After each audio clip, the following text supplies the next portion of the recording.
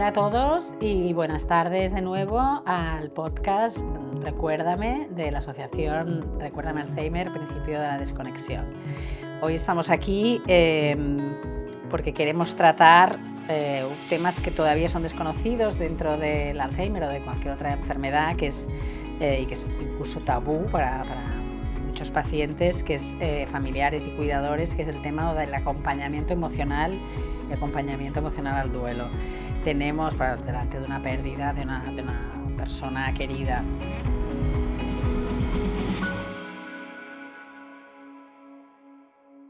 Tenemos con nosotros a Alberto Simoncini, italiano pero residente en Barcelona. Sí. Es terapeuta experto con 18 años de experiencia, ¿no? Acompañando procesos de duelo y finales de vida. Eres autor de varios libros, ¿no? El coraje de romperse, 21 duelos, creador del podcast Duelos y Pérdidas. Y has acompañado, ¿no?, durante todo este tiempo a decenas de familias que cuidan personas con enfermedades degenerativas o terminales, enfocándose en la reconstrucción de estas vidas rotas, ¿no? Bueno, bienvenido, Alberto. Gracias a ti por invitarme. Cuéntanos un poco el duelo en vida, ¿no? ¿Cómo gestionar la pérdida de la identidad de un ser querido cuando aún está presente? Mira, yo creo que hay diferentes tipos de pérdidas, evidentemente. Entonces, el tipo de duelo cambia según el tipo de pérdida que puedas tener. No es lo mismo perder a un ser querido en un accidente de tráfico, donde muere repentinamente, que acompañar a una persona, a un familiar, diagnosticado con una enfermedad degenerativa que te da cierto tiempo para hablar, para sistemar cosas, para deshacer nudos, que como en el caso del Alzheimer, tener un familiar que sí que está presente con el cuerpo, pero que con el tiempo pierde, digamos, la personalidad a la cual estábamos acostumbrados. Entonces, esto hace que se acumulen diferentes tipos de pérdidas. Una es la pérdida del ser querido, que está enfermo, pero hay además la pérdida de nuestro rol, o sea, de la narrativa que tenemos de nosotros mismos. Porque cuando yo soy el hijo de mi padre y mi padre ya no me reconoce como hijo, ¿cómo voy a gestionar las emociones que surgen de esta falta de narrativa?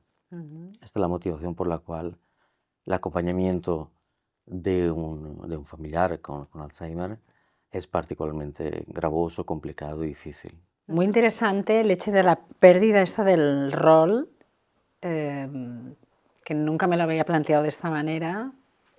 Para mí, por ejemplo, cuidar a mi padre con Alzheimer era como ver que él como si fuera un hijo pequeño, un niño pequeño. O sea, fue como tierno para mí.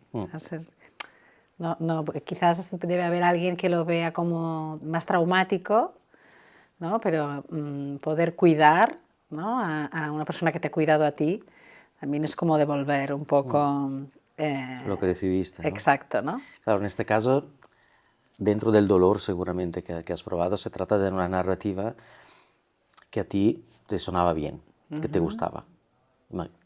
El problema es más cuando hay una narrativa diferente, por ejemplo, el papá dulce bueno o la madre dulce buena se convierte dura, violenta, antipática, entonces ya entramos en una narrativa que no es esto lo que quiero vivir y esto me produce sufrimiento. Claro. Vale. Entonces el cambio de rol no siempre es negativo.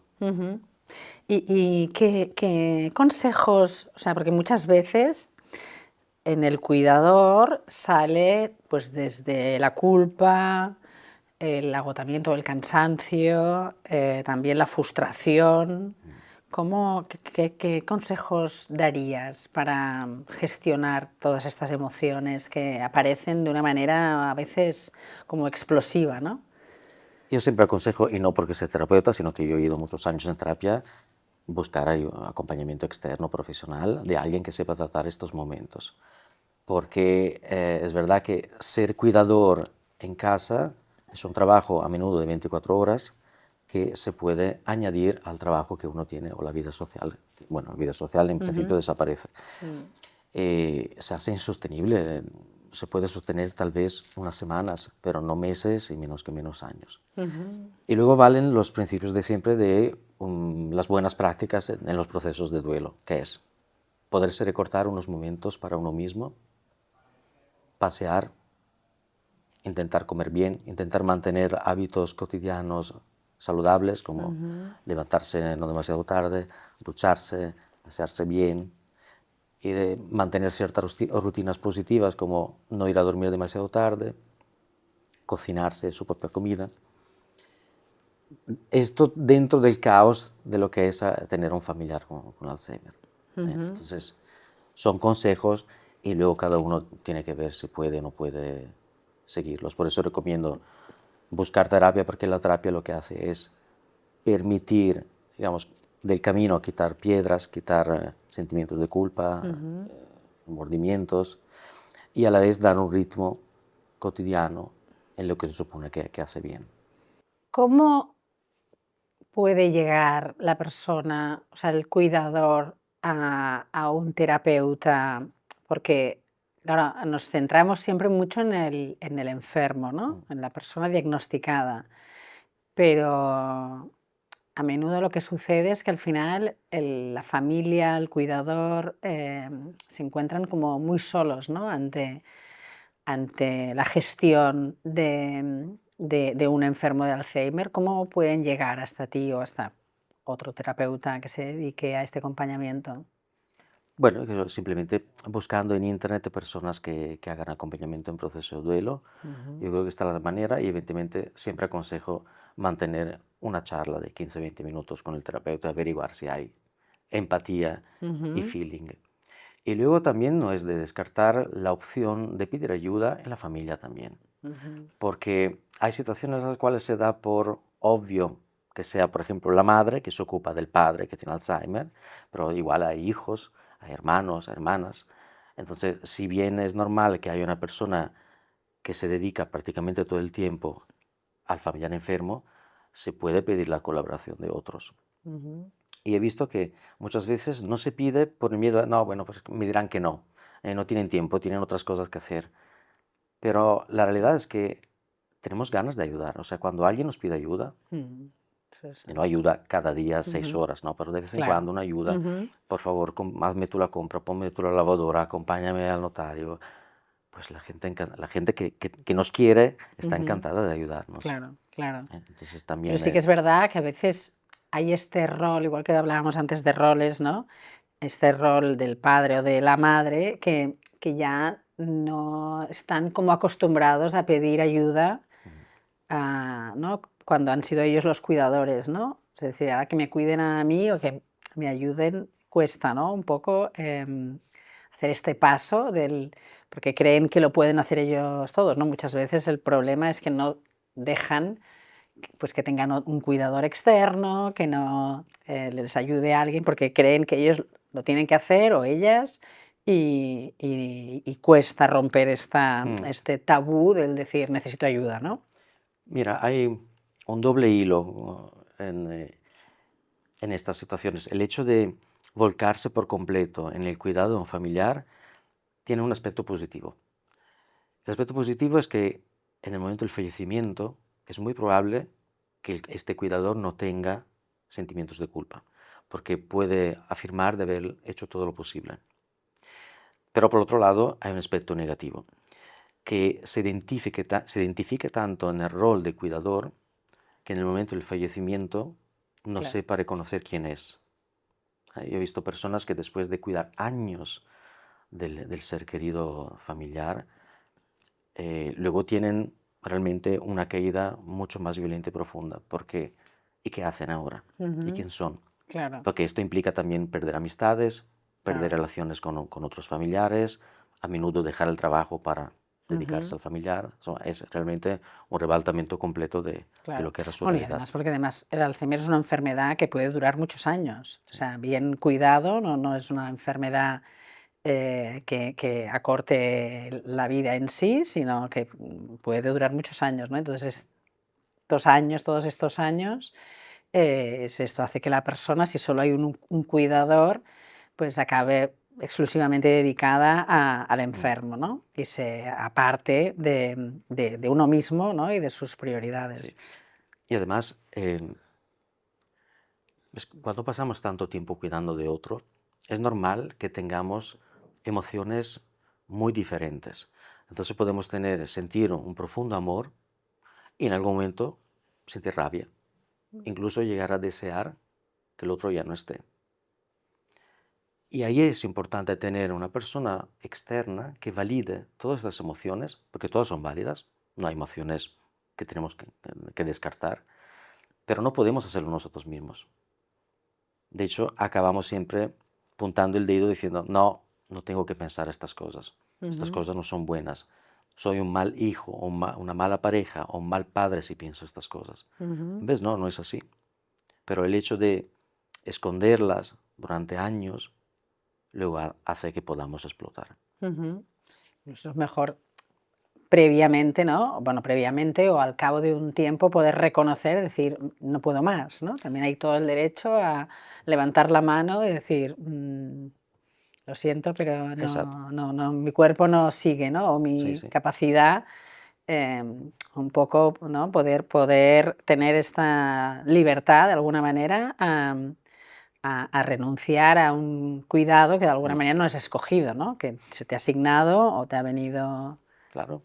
Y también tener la posibilidad de poder decir, porque las preguntas siempre son las mismas. ¿Soy mala pareja si estoy pensando y deseando que se mueran, por ejemplo? ¿O soy O mala o persona si mal estoy... hijo o mal. o lo que sea, ¿no? Ujú. No, aquí no es cuestión de ser mal, es cuestión de que llegas a un punto en el cual ya no tienes recursos, Ujú. estás agotado, agotada. Bueno, y tampoco porque no eres un profesional que sepas cómo debes cuidar a esa persona, ¿no? Exacto. Y para que tampoco un profesional puede trabajar 10 horas al Claro. día, 7 días a la Ujú. semana. O sea, hay un Claro, límite humano. claro. Entonces ahí es donde viene bien que una persona externa te diga, sí, mira, está bien lo que estás diciendo, son pensamientos y estos pensamientos vienen y luego van y como puedes comprobarlo, es así, Ujú. solo que se hace pesado. Claro. ¿Cómo?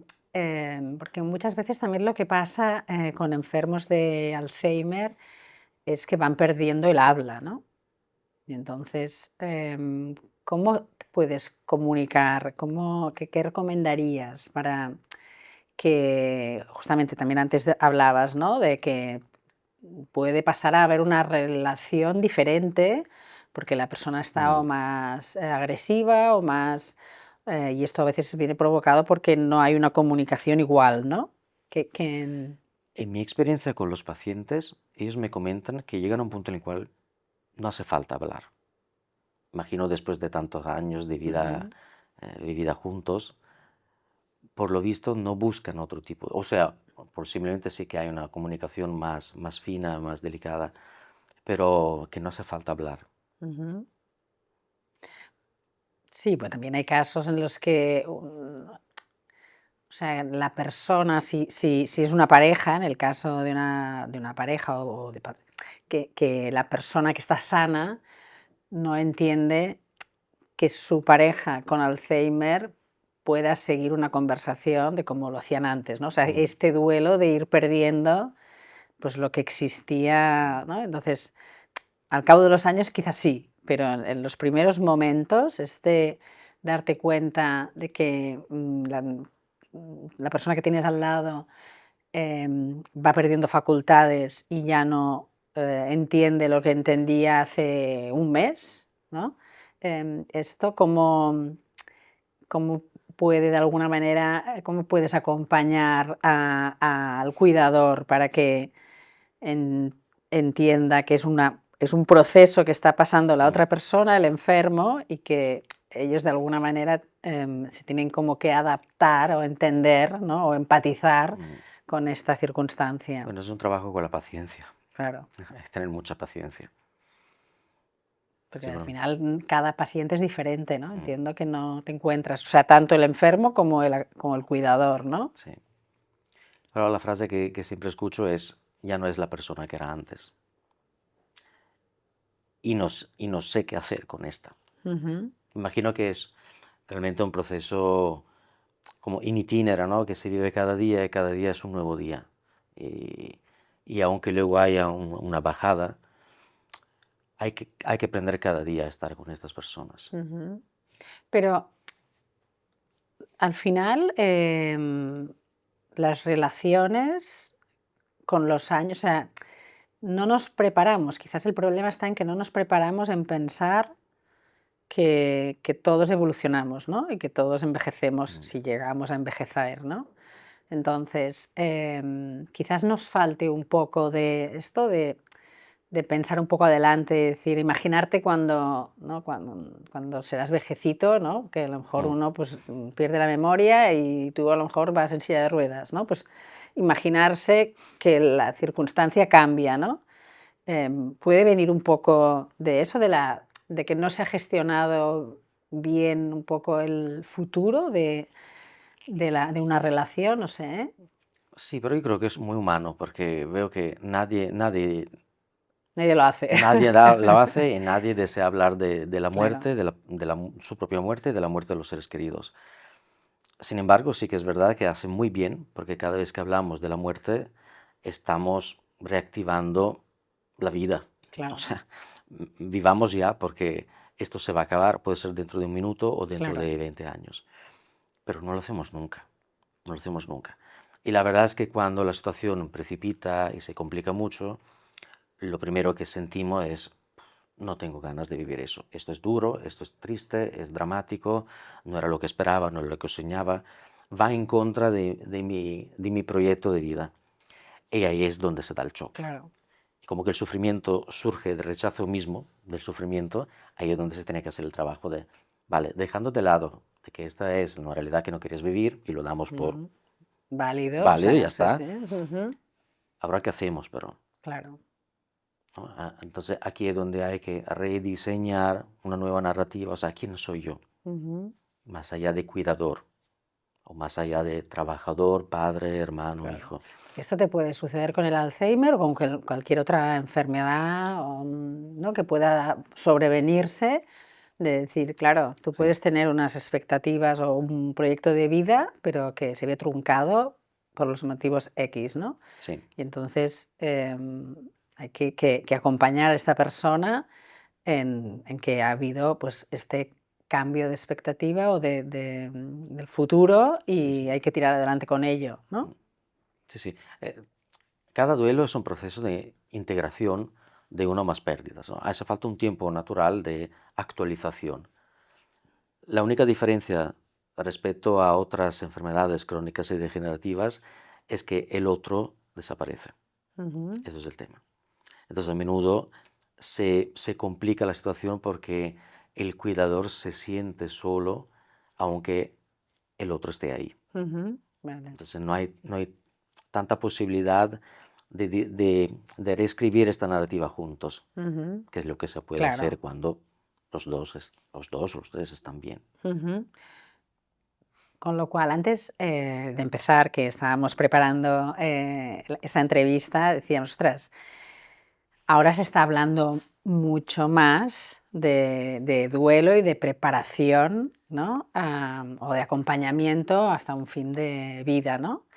Em, con tu experiencia, ¿ves que realmente cada vez más, entiendo que tú haces un podcast, ¿no? Porque ves que cada vez más hay Mm, más interés sí, por hablar del tema, por prepararse, ya no solo para una despedida personal o con decidir tú más o menos cómo quieres terminar en esta vida, o cómo acompañas a personas que necesitan hablar de todos estos sentimientos y emociones que surgen alrededor de un duelo que, como decías, puede ser de un día para otro un accidente o puede ser por una larga enfermedad, ¿no?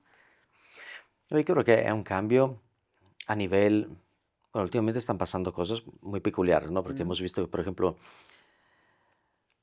sigue habiendo cierto machismo. Machismo también es decir, soy un hombre, el hombre no llora, soy fuerte, totalmente, resisto y sí, voy sí. como un tanque Mm, hasta que me desplomo. ujú. Se está reconociendo también, digo, sobre todo los hombres, porque somos nosotros los que más necesitamos un cambio ahora mismo respecto a vosotras, que ya lo habéis hecho. Ya venimos lloradas de casa, No, ya ya estamos más venís. acostumbradas a asumir Sí, sí. determinadas, De sí. hecho, yo el trabajo más complejo en las sesiones lo tengo con los hombres. Los Ujú. hombres que piden disculpas porque se les ha salido una lágrima.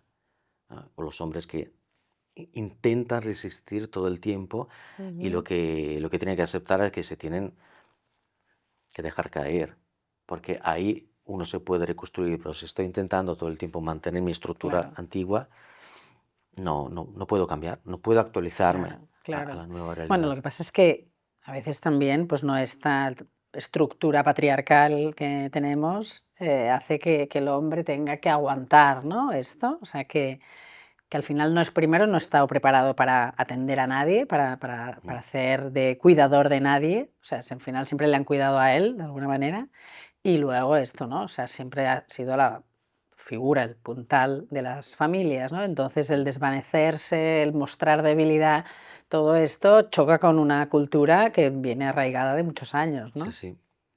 De hecho, los cuidadores que he atendido yo en consulta, cuidadores de verdad que han cuidado, Ujú, es porque o eran hijos únicos, no había ujú, una hermana que se encargara ujú, de eso, o casualmente había una hermana que vivía muy lejos, que no claro. podía por alguna Ujú, razón, entonces era el hombre que tenía que cuidar de mamá o de papá. ujú.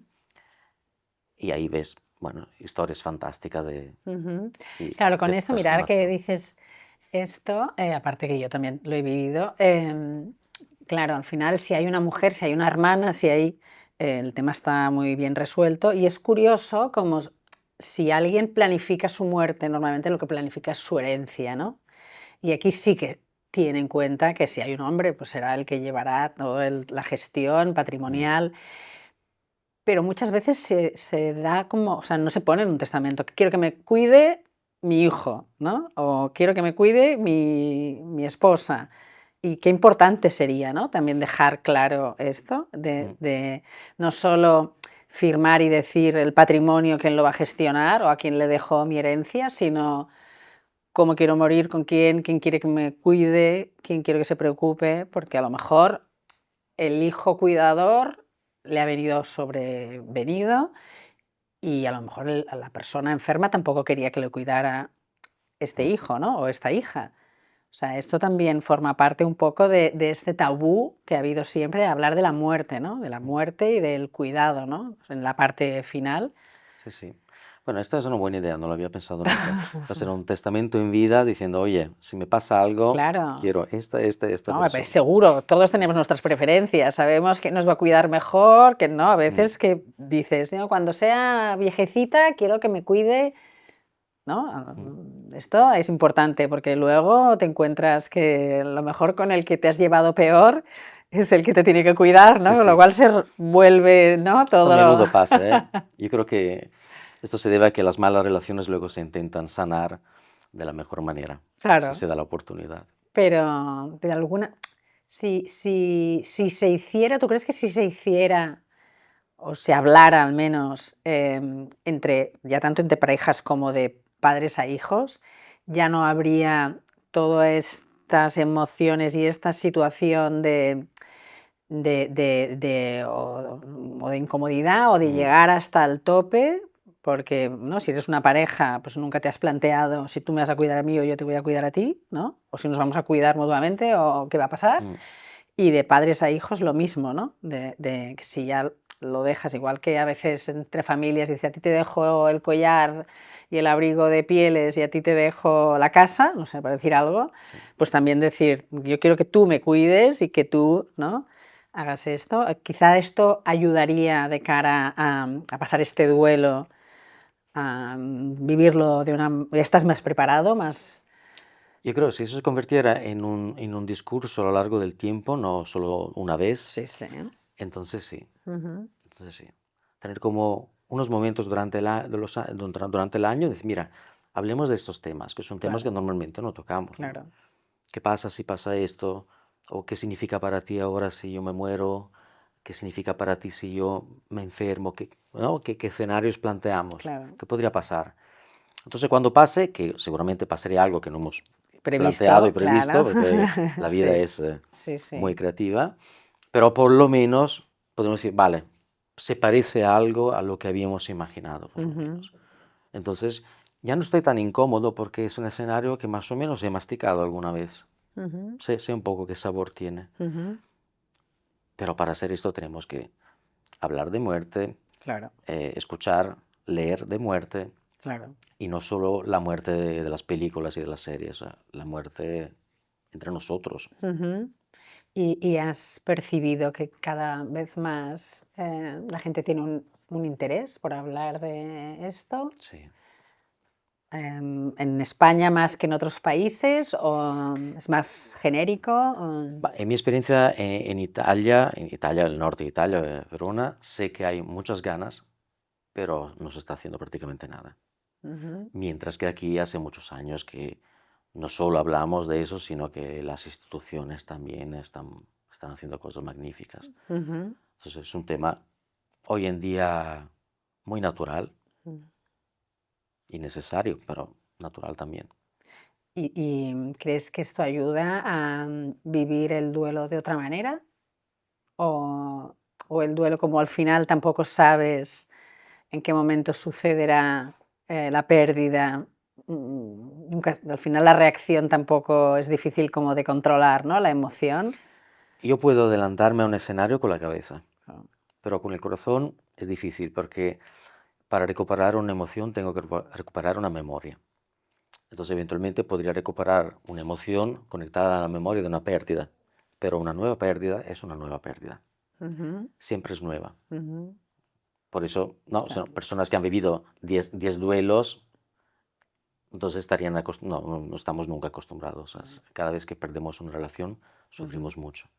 Y a efectos terapéuticos, ya no es para catalogar qué es mejor o peor o qué, pero em, una enfermedad como el Mm. Alzheimer, que hay un diagnóstico previo y una fase que puede ser más o menos larga de deterioro, em, esto a efectos traumáticos, dijéramos, o de duelo, se puede, o sea, hay más oportunidades, si se trata bien y se acompaña bien, como de que la herida, entre comillas, Mm. se cure mejor, de alguna manera, o Eh, no sé decirte, porque cada caso es único y peculiar.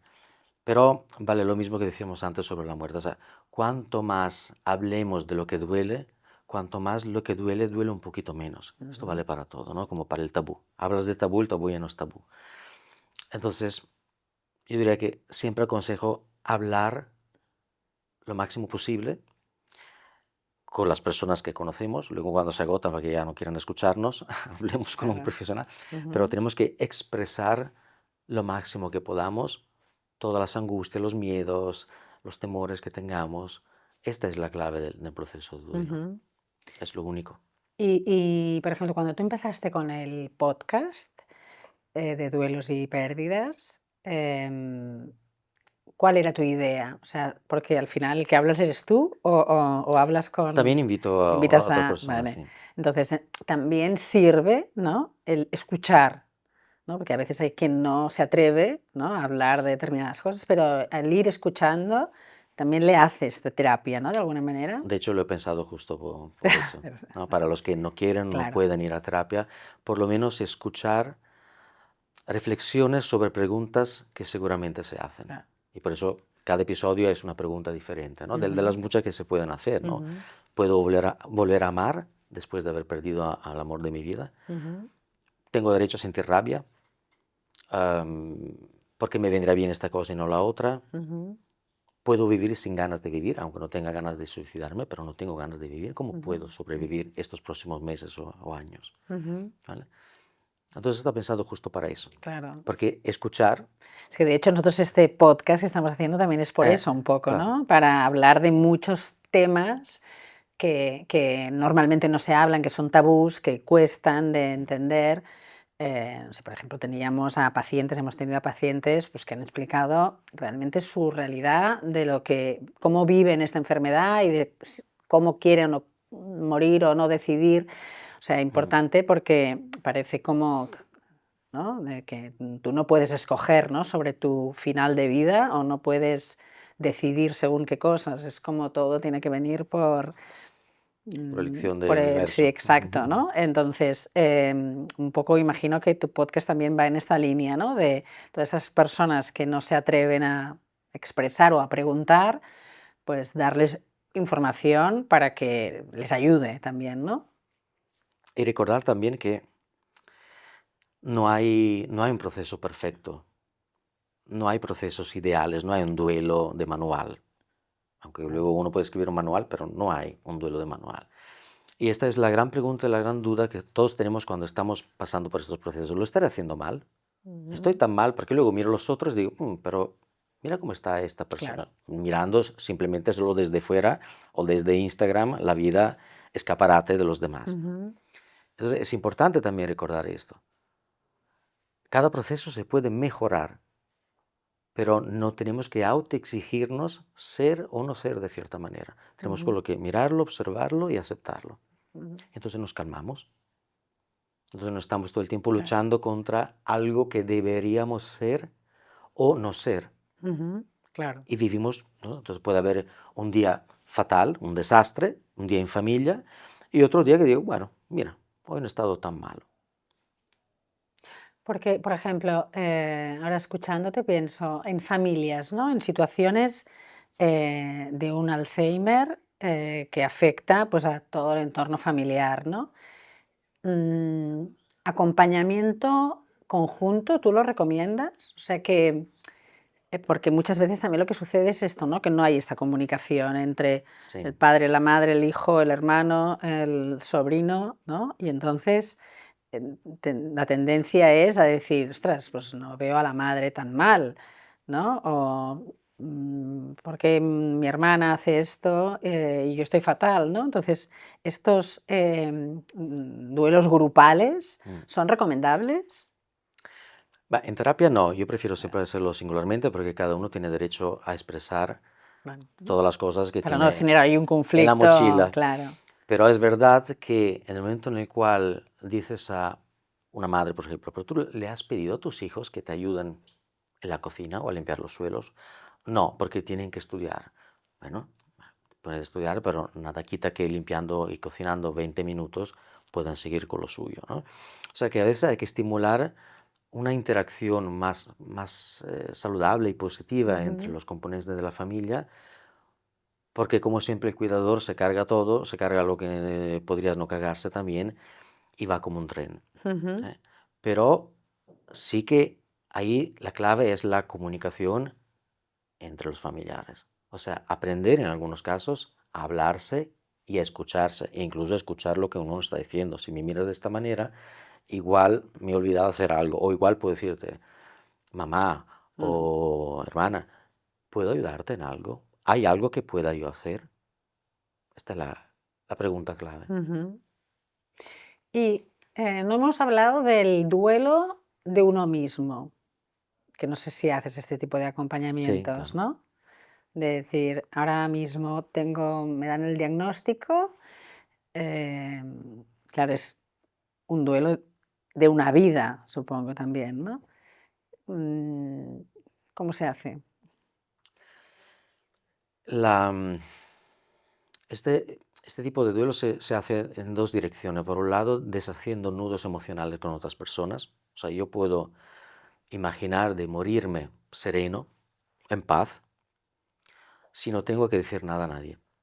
Si he dado los abrazos, te perdono, te quiero, lo siento a todas las personas. Entonces, no tengo nada que me ate con otros que no sea una pura relación de amor, de dar y compartir. Y por otro lado, la pregunta es, ¿qué pasa cuando yo me muero?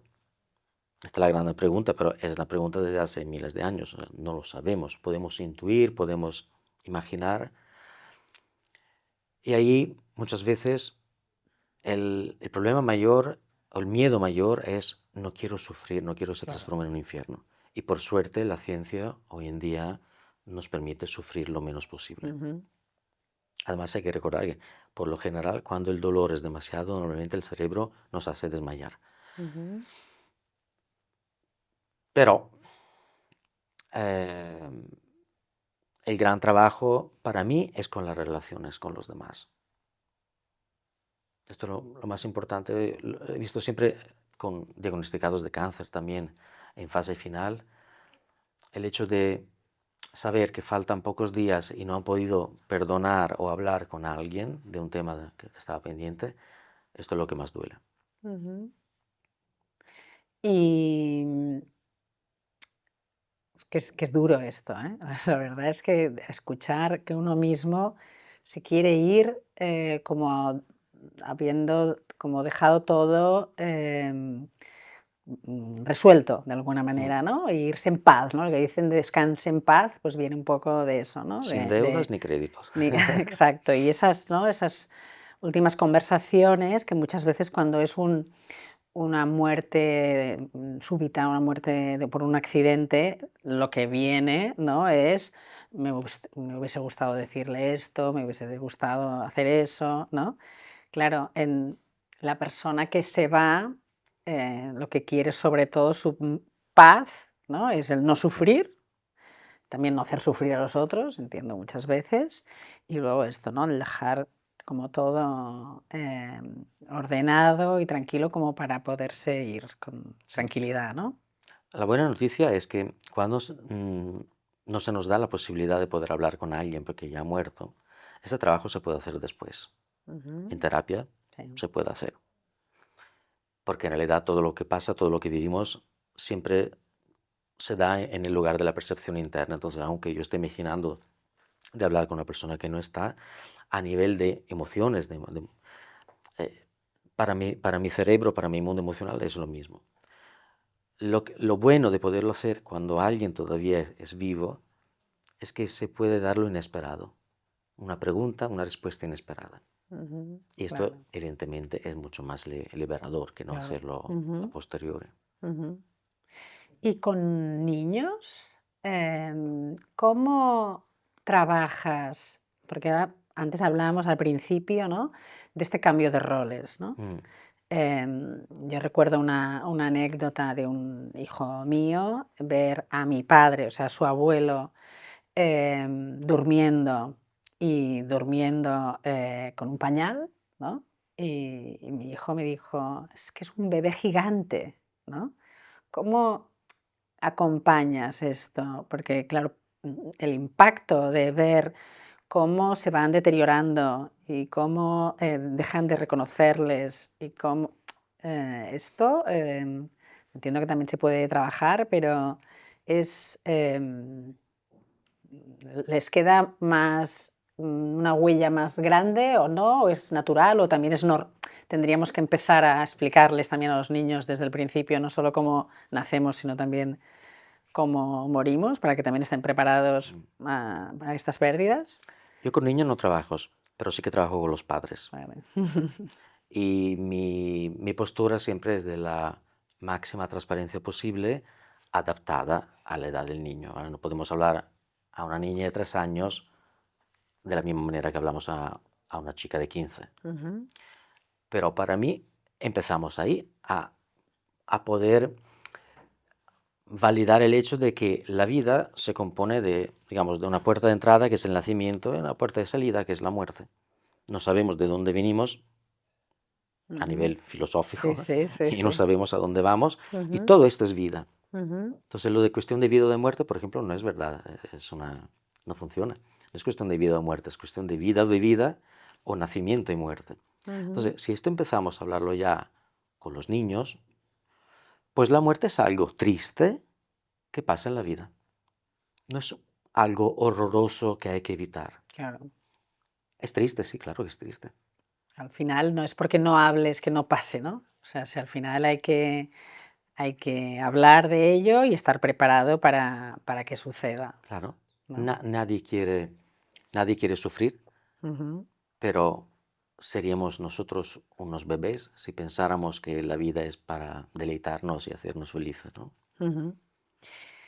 Muy bien, pues con esto nos quedamos, si te parece, quedarnos como que Vale. la vida, ¿no? Está para disfrutarla y para, sobre todo, hablar, ¿no? Intercambiar, escuchar mucho. También me Y he quedado resolver con esto problemas. y resolver problemas y dejarlo todo bien resuelto para irnos en paz. Muchas gracias por Gracias a acompañarnos, ti. por querer participar en este podcast y por acompañar a tantas familias que se encuentran pues, en esta fase de cuidado y de acompañamiento al duelo de familias.